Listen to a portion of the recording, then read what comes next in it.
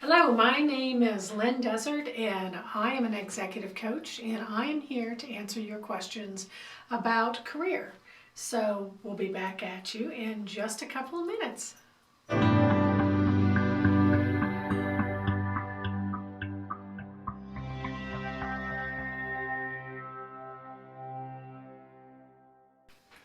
Hi, I'd like to share a story with you. I was out to dinner this last weekend with a group of ladies, and one of the ladies I've known for, I want to say probably 2.5 years.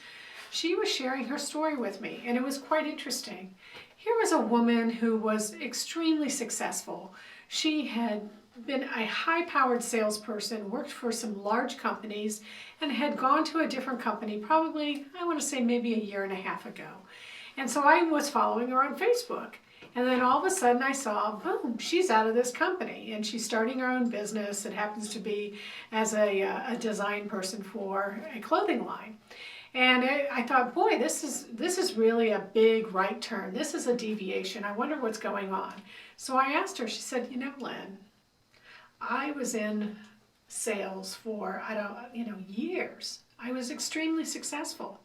I went to this organization and I had this boss and I just could not do anything right.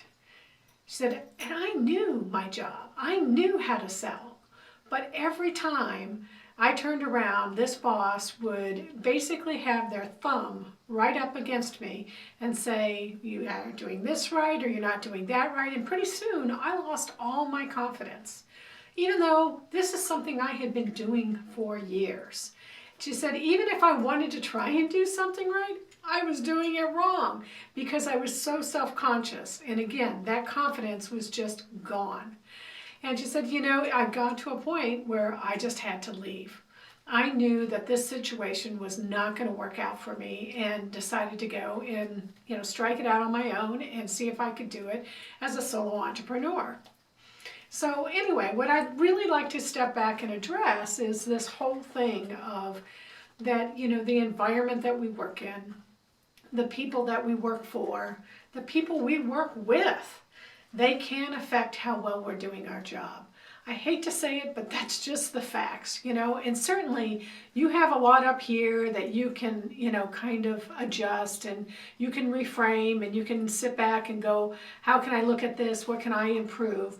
But at the end of the day, if you are in that toxic work environment where people are nitpicking over everything that you're doing every day, it will erode even for the highest of performers.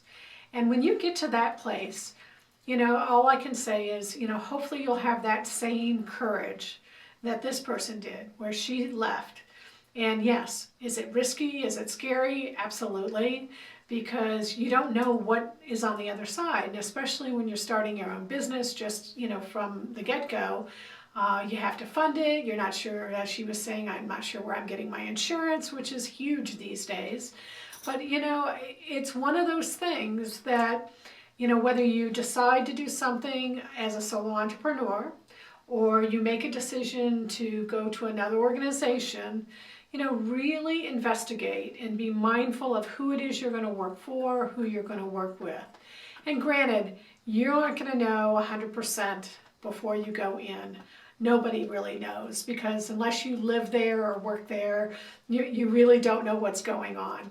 But if you can get up to that 80% confidence level and really hone in and make sure that you're asking the right questions and that you're getting the answers that you need to make an informed decision, the chances are that you're going to be more successful.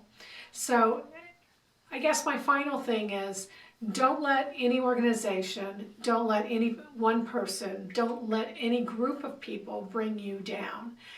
Understand that you have choices, and granted, those choices aren't always the ones that we necessarily want to make, but there are choices in terms of where you want to work, who you want to work with. And with that, I hope that you have a successful career, and I'll look forward to talking to you in the next video. Take care.